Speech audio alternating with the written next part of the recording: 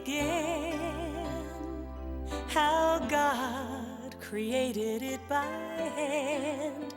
From mighty mountains to the raging sea, to every leaf on every single tree. It's in the holy book.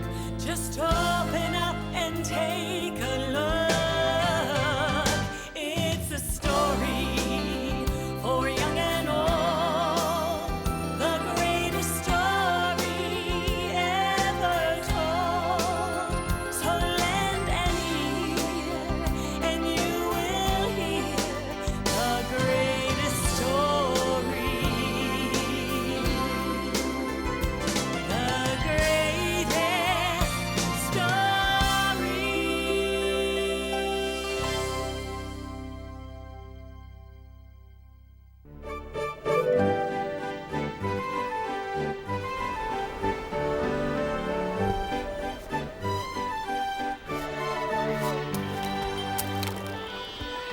In the land of Israel, there was a prophet named Jonah. A prophet taught other people about God and his love. Jonah told his friends and neighbors that God loved all people. And like God, Jonah tried to love all people and all creatures.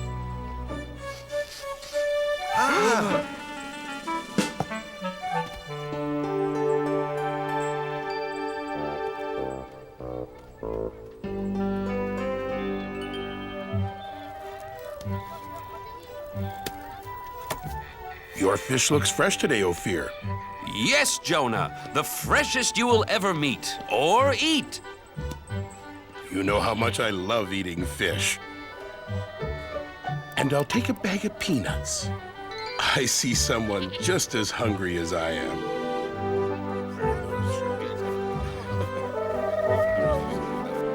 Hungry, little dove? Here, take some of mine.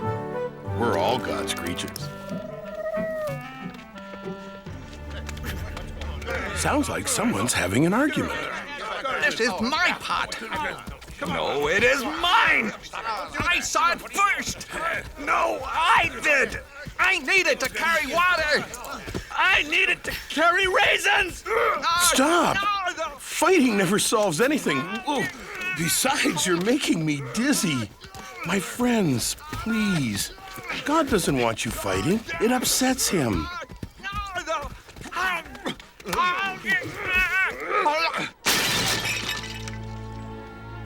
Now neither of you gets the pot. You were acting badly, just like someone from the city of Nineveh. Do you want God to think we act like the Ninevites? No! No, Jonah. Sorry, Jonah. The Ninevites are enemies of our people. I heard they stole a boat full of fish. Yes, they are thieves. Yes, they are very bad people. See what happens when you fight. From now on, we will act like Israelites and not be bad like the Ninevites. So Jonah had a very important job. He taught people about God's laws. There came a day when God had an even bigger job for Jonah.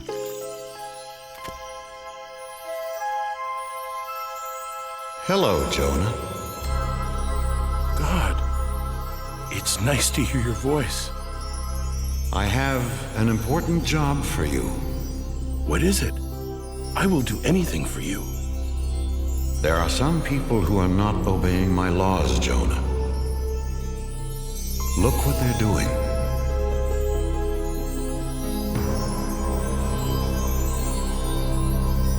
The people of Nineveh steal. They are not kind to each other.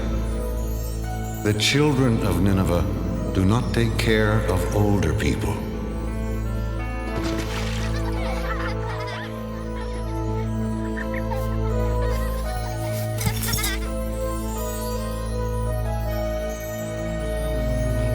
Others are lazy.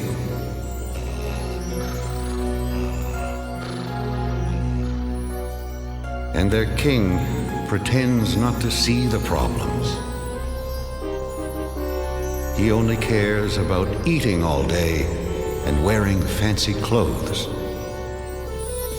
Yes, the Ninevites are bad. Send a flood or an earthquake to punish them. No, they are bad because they don't know about me. No one has taught them my laws. Jonah, your job is to go to Nineveh and tell them about me. Me? Go to Nineveh? I can't. Please give me some other job. Tell them of my love. But they are the enemies of my friends and neighbors. You must go, Jonah, right now. In 40 days, I will punish them for being bad. But if you're going to punish them, why should I go tell them about you at all? I don't understand. The Ninevites should be punished for being bad. But what if I tell them all about God and they change? Then maybe God won't punish them. I can't do something to help my enemies. Jonah was so confused, he asked his friends what he should do. You know, it's funny, Jonah. Usually, we come to you with questions. This time, I want to know what you think. How can I preach to the enemies of the Israelites? Simple. You can't. Ophir is right, Jonah. Don't go there. Don't tell them about God. You do have a problem, Jonah. If you don't preach to them, you disobey God. If you do preach to them, you'll disappoint all your friends. Nobody said being a prophet was easy, Ophir. Wait, I know. I'll just hide from God. Sure, but where can you hide from God? Why, in your store, of course. I know my plan will work, Ophir. If I hide here for 40 days, then God will punish the Ninevites and no one will be mad at me. You call this a hiding place? Here, let me help you. Ophir, you don't have to go to that much trouble. Look, if you're going to hide from God, you've got to do it right.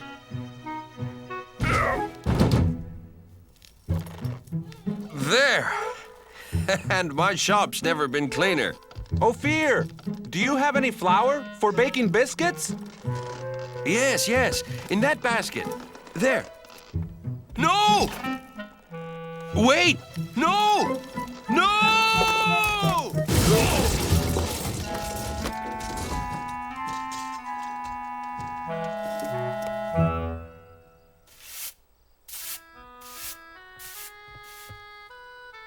Now that everything's cleaned up, goodbye, Ophir. What? But Jonah, why are you leaving? I'm in the way, and I can't hide from God here in Israel. It's the first place he'd look for me. So where will you go? As far away from Nineveh as I can. I'll travel to the other side of the world, to a city called Tarshish. God will never find me there. We'll miss you, Jonah. Thank you. I have a very lonely trip ahead of me because God will not be with me. So Jonah traveled as far away as he could to run away from God. First, he walked across dry deserts. Then he climbed high mountains.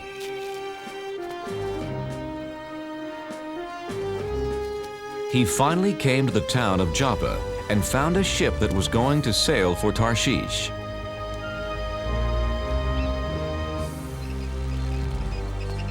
Captain, my name is Jonah. Can I sail with you to Tarshish?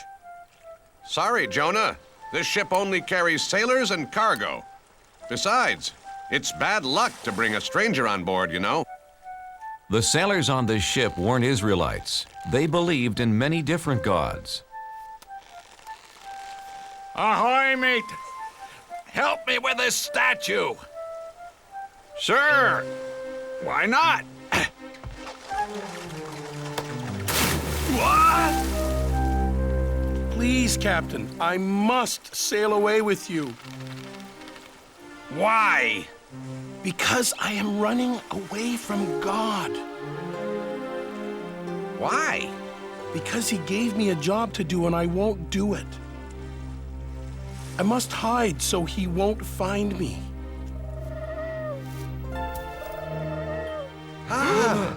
Did you see that? A dove. He flew right to Jonah. A dove is a sign of good luck, Captain. Very good luck. With Jonah on board, we will have safe passage. They're right. Welcome aboard, Jonah.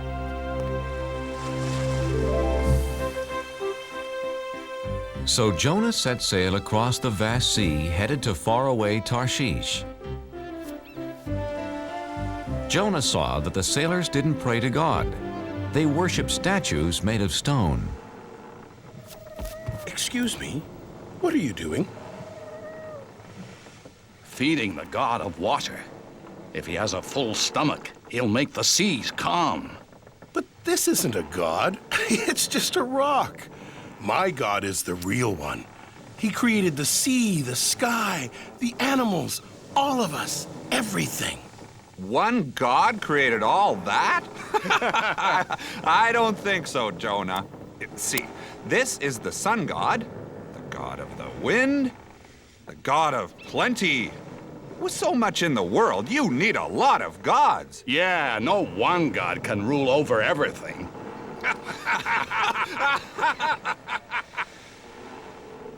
Yes, God does. He is the one and only God. Well then, if he is so wonderful, why are you running away from him?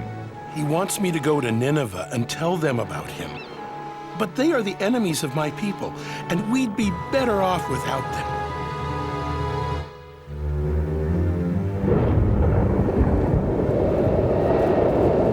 Oh, no! Captain, I've never seen a storm like that. Me either. We're in trouble. Whoa!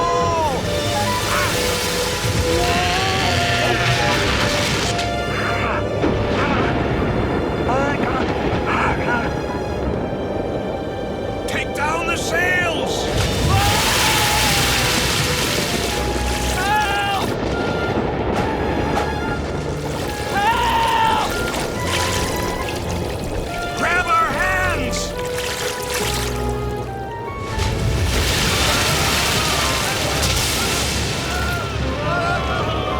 Men! The ship is sinking! Help me toss the cargo overboard!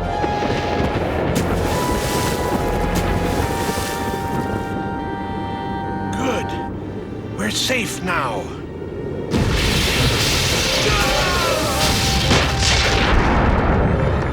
No! Nothing can save our ship. Wait! What about the gods? Quick, everyone pray to the gods! The sailors prayed to their gods, but the storm just grew stronger. Someone has brought our ship bad luck. Very bad luck. We must find out who it is. Let's throw lots. Then we'll know who brought this storm. The captain and his crew, being superstitious, believed that pieces of wood and bone would tell them who brought bad luck to their ship. There! The lots point to the man who brought us bad luck. It's Jonah! Where did you come from? And who are your people? I am an Israelite, and I worship the God of heaven. I'm running away from him. And he has found you. Jonah, what can we do? How do we make the storm go away? Throw me overboard. You must save yourselves. Please, Captain, we have no choice. We must throw Jonah into the sea. His god is more powerful than any of our gods. Jonah, I'm sorry. We've done everything we could do. I know, Captain. It's not your fault. I made God angry. It's me, not you, who should be punished. God of the Israelites, we're sorry for having to throw Jonah into the sea.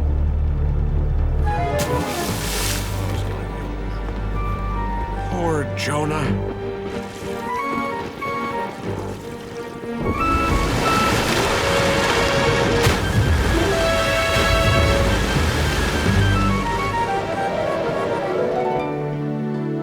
May your God forgive you, Jonah. Jonah found himself in the whale's belly. Now he was really alone. God, I'm sorry for trying to hide from you. Do you hear me, God? Jonah prayed to God for 3 days and 3 nights.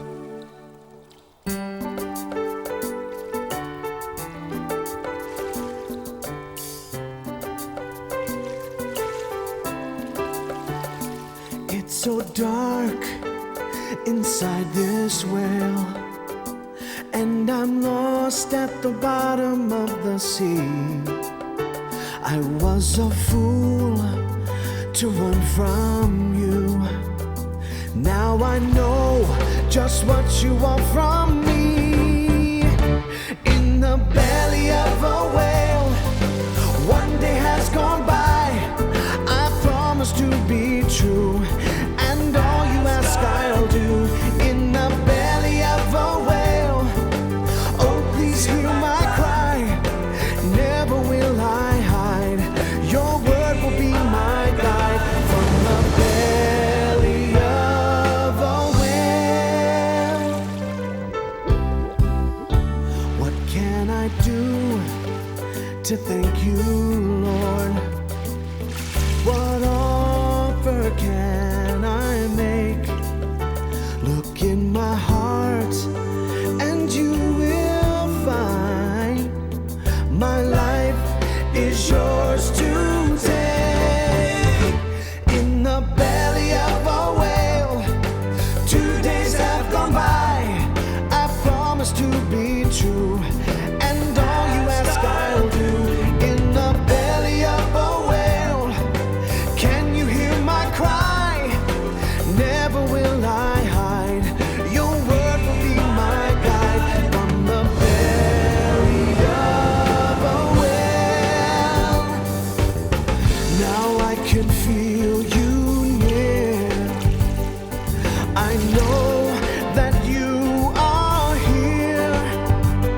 You have heard my plea and come to set me free. Set me free. In the belly of a whale, 3 days have gone by. I promise to be true, and all you ask I'll do. In the belly of a whale, I know you hear my cry. Never will I hide. Your word will be my guide. From the belly of, from the belly of a whale.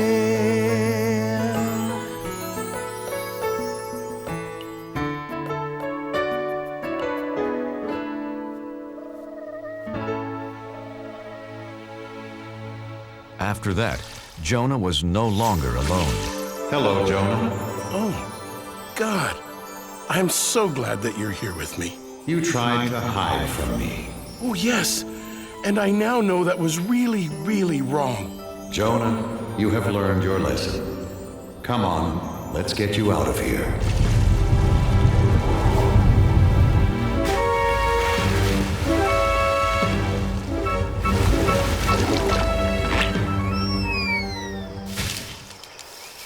Jonah, Nineveh is behind that hill. Hurry, go tell them about me and about my love. God, I'm ready to do it now. So Jonah went to Nineveh. And what he had to say was so wonderful. All of the people listened. They believed, and best of all, they changed. God says we shouldn't steal from each other. We are all brothers and sisters in this world. Would you steal from your own family? God says we shouldn't hurt anyone weaker than us. Since we are all God's children, we should protect each other. Children, stop. God says we should honor our elders. Don't forget, they helped raise us and looked after us. Even the children were changed, and they gathered around Jonah just like sheep around their shepherd. Hey, farmer. God says we all have jobs to do, and we should work hard. We should listen to him since he's the one who gave this wonderful world to us.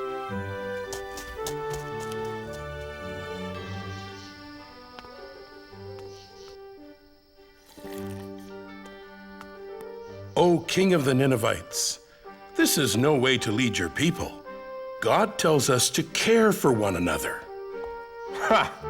Why should I care what your God thinks? Because he is going to punish everyone in this city for being bad. Nineveh will be like this grape. Please believe me, King of the Ninevites. I was sent by the one and the only God. You only have a few days. I do believe you, Jonah. Then know his love and obey his laws. That's all he wants. Jonah told the king all about God's laws.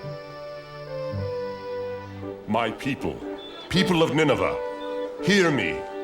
For 1 week, all of us must fast. No one will eat anything for 7 days, and all of us will wear rags. If we do this, we will show Jonah's God how sorry we are for acting so badly. After Jonah told the Ninevites about God and his laws, they changed their ways. Jonah then left the city. He sat on a hill above Nineveh to watch God punish them. Jonah, I'm proud of you. The Ninevites have changed their ways. But aren't you still going to punish them? I am not going to punish anyone, Jonah. But God, they are such bad people. Shouldn't they be punished? They have heard my voice through you, Jonah, and have changed their hearts. I love them as I love the Israelites, as I love all people. I was afraid of this. I saved the enemies of my people. Go home, Jonah. It will be okay. No, wait! Please, God. I am more confused than ever. Jonah didn't know what to do, where to go. He just started walking into the desert. Unfortunately, the desert was hot and he didn't have any food.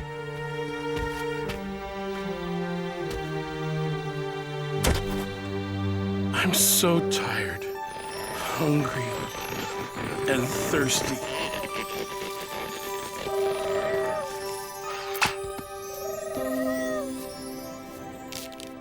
Thank you, God. Thank you for this plant and for saving me.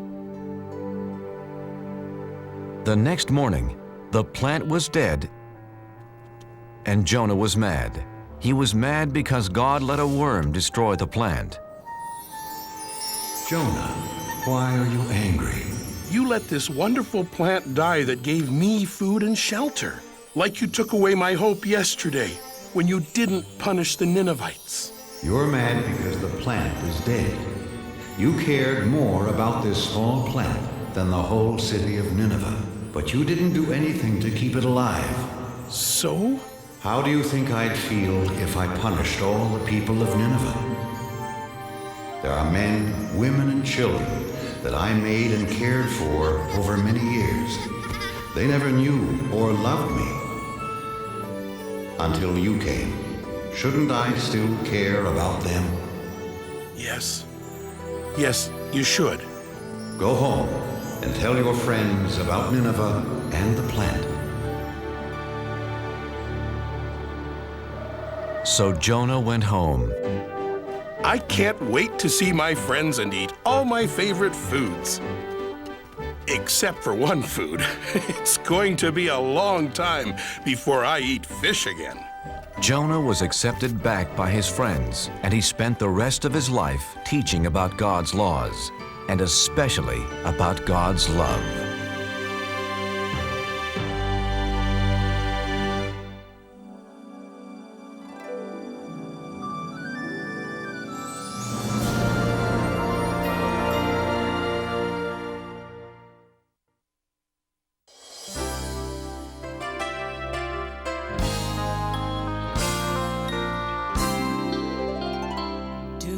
know how the world began, how God created it by hand, from mighty mountains to the raging sea, to every leaf on every single tree. It's in the holy book. Just open up and take a look. It's a story for young and old, the greatest story ever told. So lend an ear and you will hear the greatest story. The greatest story.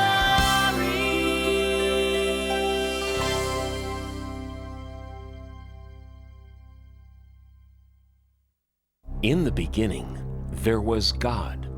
The earth was empty and dark. God looked over the surface of the world. It was time for something to happen. Let there be light. And the earth became light. I shall call the light day and the darkness night. And so there had been darkness and then light. And that was the world's very first day. Now, God was just getting started. The next thing to do was to make the sky above the world and to fill the sky with clouds. And that was the second day of the world.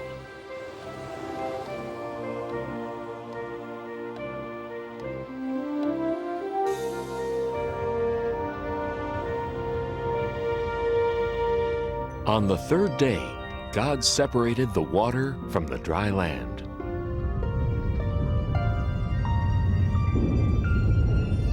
God made all kinds of things to put on the land.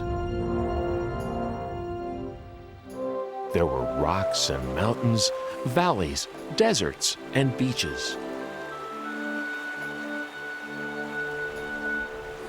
There were big islands and little islands. There were oceans and seas, rivers and lakes.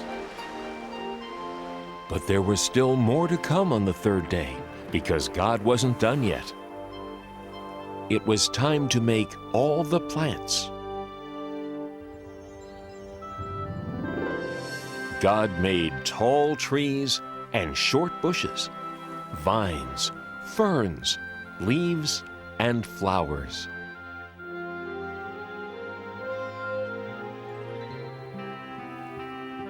God gave all the flowers a different size, color, shape, and smell.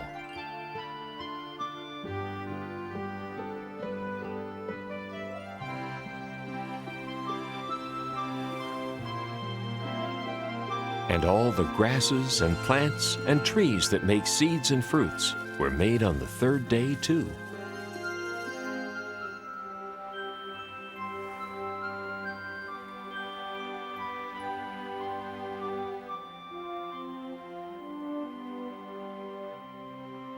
On the fourth day, God made a brilliant light in the sky called the sun to light up the day,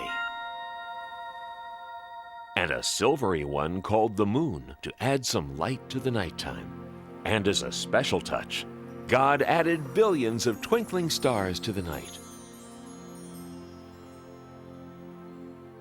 On the fifth day, God made some creatures to live in this beautiful world. There were birds,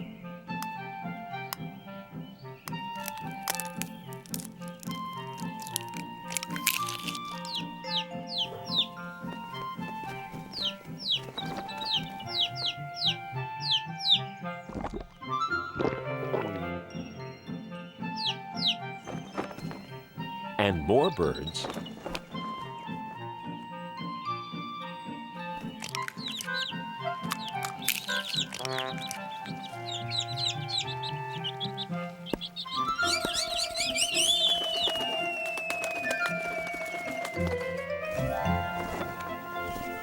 And more birds.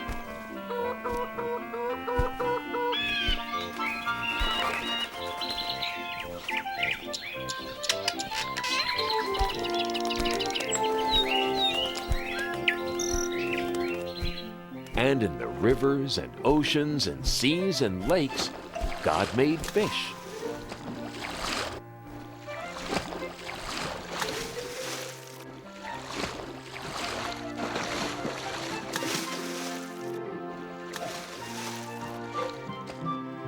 And the oceans were full of all sorts of amazing creatures.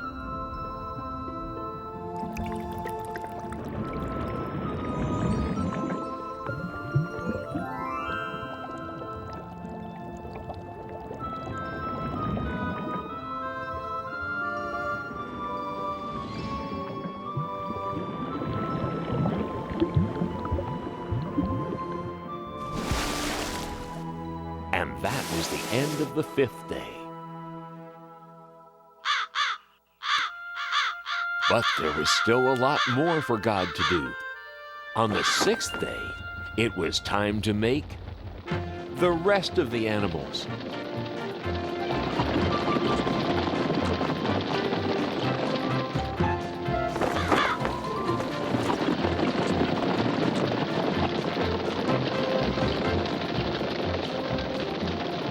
There were so many animals to make. Big animals,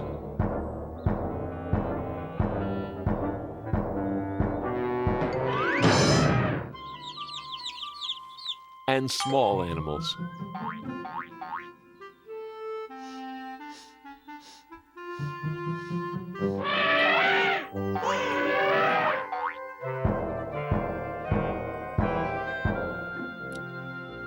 There were spotted animals,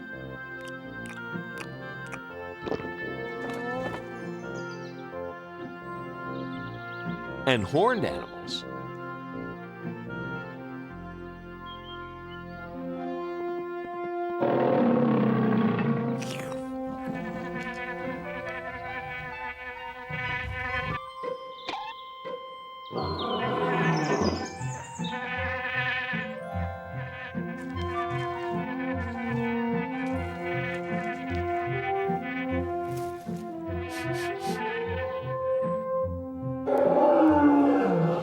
Every one of God's animals was beautiful.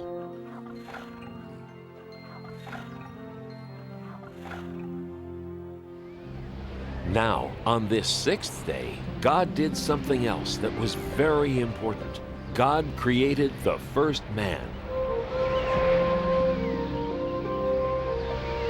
And that man was called Adam.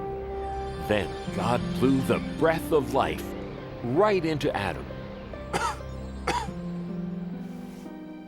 Where am I? Welcome to the world, Adam. Who are you? I am God. Look around you. All the plants of the earth and all their seeds and all their fruits, I give them to you. And all the animals. You have power over them as well. Everything is yours to use, to care for, and protect.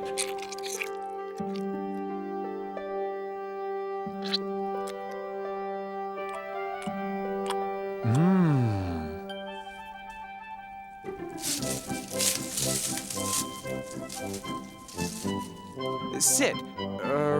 Sit, please.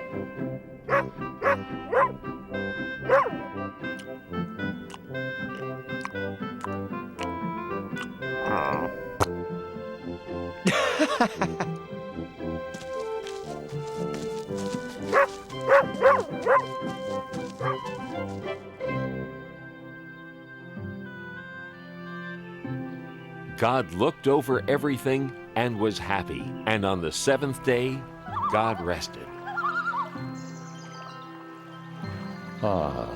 It is very good.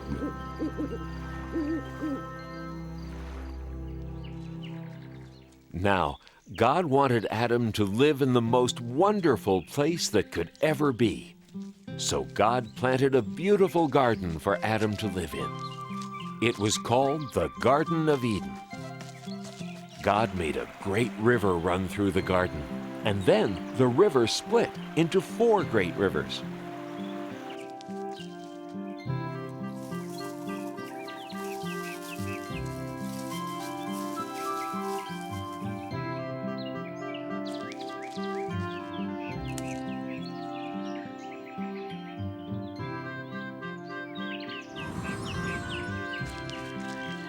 Adam had all the animals for company in the garden.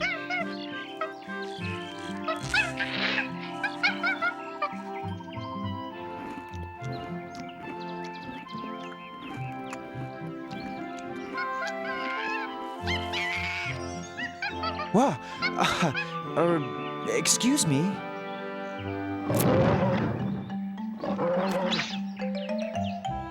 Hey! Adam's first job was to name all the animals. This new request from God sounds like it's quite a job. I'm going to be as busy as a bee.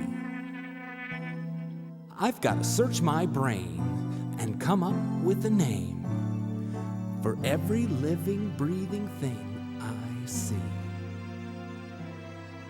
You with the large brown spots, eating from treetops, your neck is the biggest part of you. Twisting round so easily, I believe your name will be Stretchy. Now that's pretty catchy. Or perhaps Giraffe will do. The jungle must belong to one so fierce and strong. I shiver and tremble at your growl. So you with the flowing mane, I give you the kingly name, Rory. No, that fits you poorly. Maybe lion is fine for now. Those flippy flappy things, I think I'll call them wings. And creatures they're attached to will be birds. The redbreast will be robin, ostrich that big odd one. Parrot is the clawed one who repeats all my words. I'd say your fancy shell protects you very well, although it can slow you down a bit. So you with the scaly skin, I name you and all your kin Pokey. Nah, too hokey. Know your word'll be turtle, yeah, just right. The swimmers in the sea will mostly fishes be, with whale and snail and lobster one and all. The orange one is goldfish, cod, the ice-cold fish.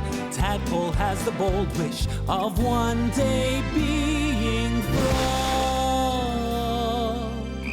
The way you jump around, you hardly touch the ground, and scamper so fast you're just a blur.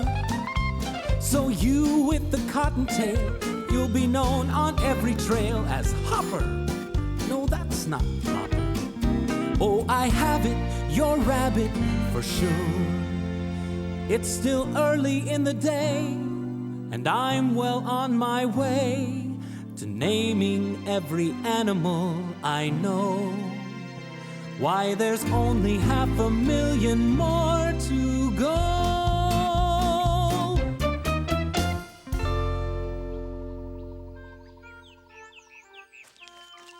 Looks like you've got a dear friend. I'd like to have a friend too.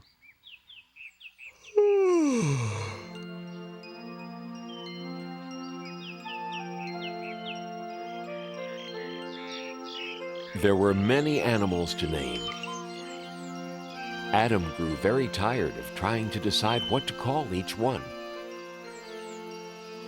Now, God looked down on Adam sleeping there in the garden, and Adam looked very alone.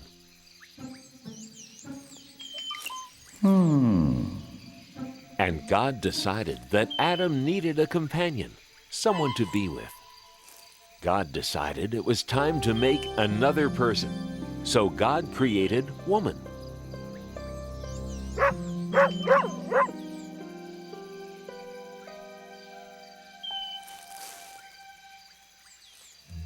What? Hello. Hello. I mean, hi. Shucks. Where am I? You're in God's garden, the Garden of Eden. It's really nice here. You'll see. These are my friends. This is Monkey, and this is Dog, and this is, I haven't named you yet, have I? Gee, I guess you need a name too, don't you? How do you like Eve? Oh, it's lovely. Eve. I like it. And I like this place. Me too. You see, God made this garden for me. I mean, us, to live in.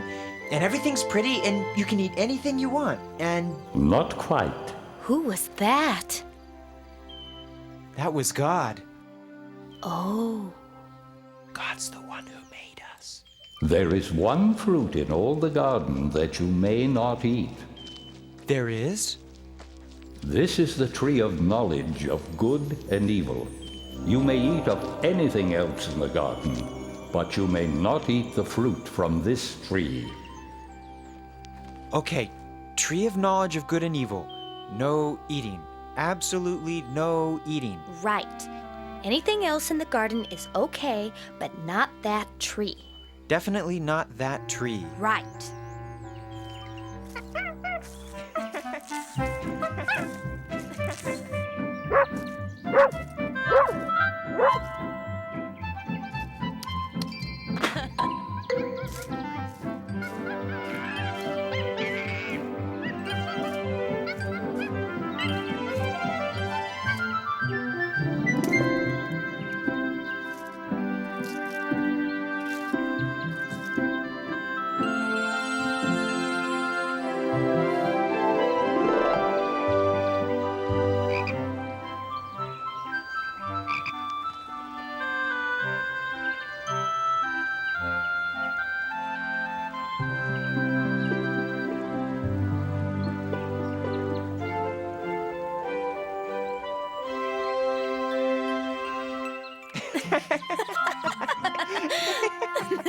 And so Adam and Eve lived very happily in the Garden of Eden.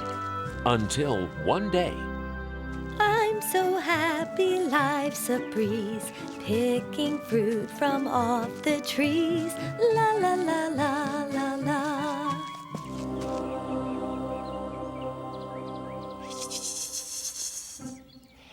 Howdy. Oh, you startled me. Hello. What are you called? Why, I'm a serpent. Nice to meet ya. Nice to meet you, too. Nice day, isn't it? Very nice day. Nice tree, isn't it? Very nice tree. Nice fruit. I have to go now. No, you don't. We're just getting to know each other. You don't want to hurt my feelings, do ya? No. Good, because I want us to be very good friends. Now, as I was saying, it's nice fruit, isn't it? You can eat it, you know. Eat what? You know what I'm talking about. The fruit of this tree. You can eat it. The fruit of this tree? No, I can't eat that. Sure you can. It's easy. It tastes great. We're not allowed to eat that. God said so. God said we'd be in big trouble if we ate that fruit. Nah, you won't be in trouble. God just doesn't want you to eat the fruit from this tree, because if you eat it, you'll get smart. Like God. What's the matter? Are you a chicken? I'm not a chicken. Well then, why not give it a shot? Just one teeny a tiny taste. God probably won't even notice. And this fruit, I'm telling you, is incredible. No, I really can't. I'll never tell. Try it. Well, if it won't kill me, and it'll make me smart, maybe just one tiny taste. Sort of a lick, not even a bite, really. Oh, how bad could that be? Wow! Pretty good, huh? I've got to tell Adam about this. Adam! Adam! You'll never guess what just happened. What? You know the fruit? Which fruit? You know, the one we weren't supposed to eat. What about it? You didn't. Did you? I did. Eve, how could you? Adam, it's great. I want you to try it too. That serpent over there told me all about it. I just took a little bite, that's all. But Eve will really get it if we eat that fruit. I didn't get it, did I? I guess not. Just take a tiny bite. God's probably not even looking. Oh, go ahead.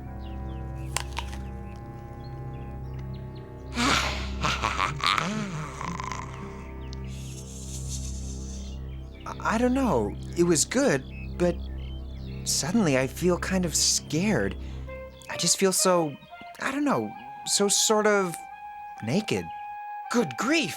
I'm naked! Yikes! I'm naked too!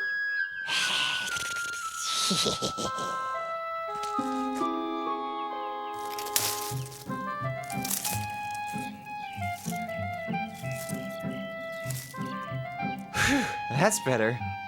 What were we thinking? Uh-oh. I think God's coming. I think we're in trouble. Big trouble. I think we're gonna get it now. We better hide.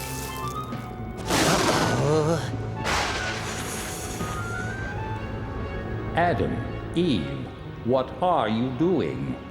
We're, hiding. Why? Well, we didn't want you to see us.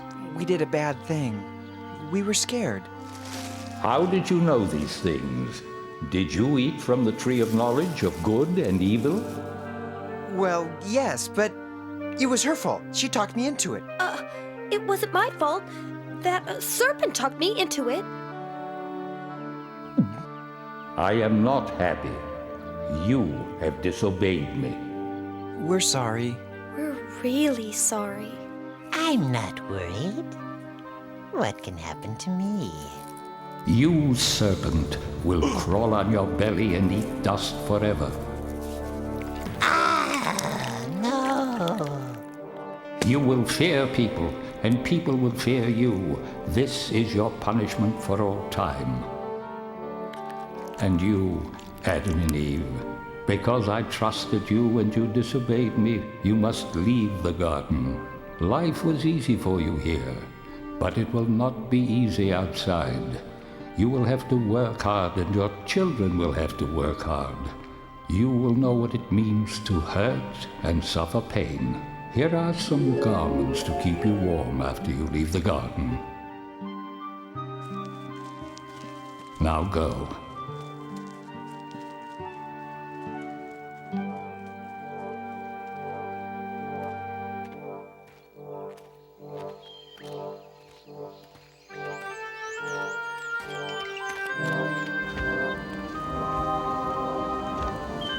God put an angel with a flaming sword at the entrance to the garden, so Adam and Eve could never go back. But even though Adam and Eve had disobeyed God, even though they had to leave the garden, God still loved them. I'm sorry, Eve. I'm sorry too, Adam. I guess we're all alone now. Not quite alone.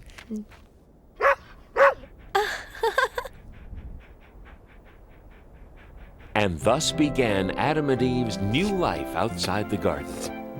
From then on, their life was filled with joy and sadness. good things and bad. But even though they could never go back to the garden, God did not abandon Adam and Eve. God always watched over them, wherever they went, forever after.